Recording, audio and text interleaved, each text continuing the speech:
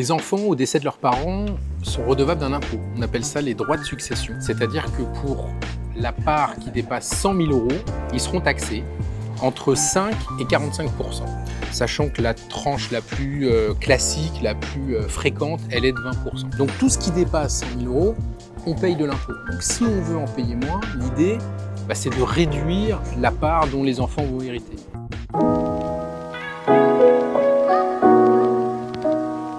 Pour ça, il y a plusieurs mécanismes.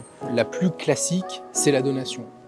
Ça va consister à donner de son vivant ce dont l'enfant est destiné à hériter. Et l'avantage de le faire de son vivant, c'est qu'elle va pouvoir permettre d'utiliser plusieurs fois l'abattement de 100 000 €. Cet abattement, en réalité, il se régénère. Si je donne plus de 15 ans avant mon décès, j'aurai utilisé l'abattement au moment de la donation et il va être à nouveau, il va se régénérer et on pourra l'utiliser à nouveau au moment de la succession.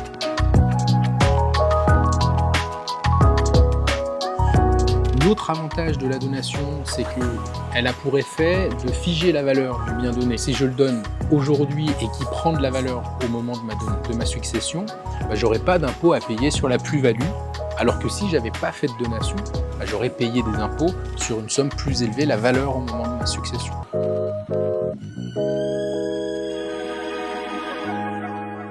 L'autre intérêt également, c'est que souvent, quand les parents font une donation de leur vivant, ils veulent quand même se garder la jouissance du bien.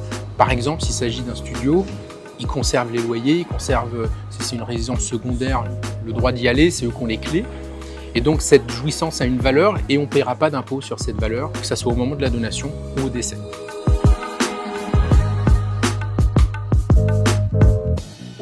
Avant toute chose, l'essentiel, c'est de faire un bilan patrimonial avec son notaire. Le notaire, en fait, va calculer les droits de succession dont les enfants seraient redevables si un décès survenait aujourd'hui. Lorsqu'on connaît le montant de l'impôt, on va pouvoir, avec son notaire, établir une stratégie. Il va vous conseiller des actes, des opérations qui vont avoir pour effet justement de limiter cet impôt. Ce bilan patrimonial, la plupart du temps, il est gratuit parce qu'en fait, il consiste en un préalable avant les actes que vous allez signer avec votre notaire.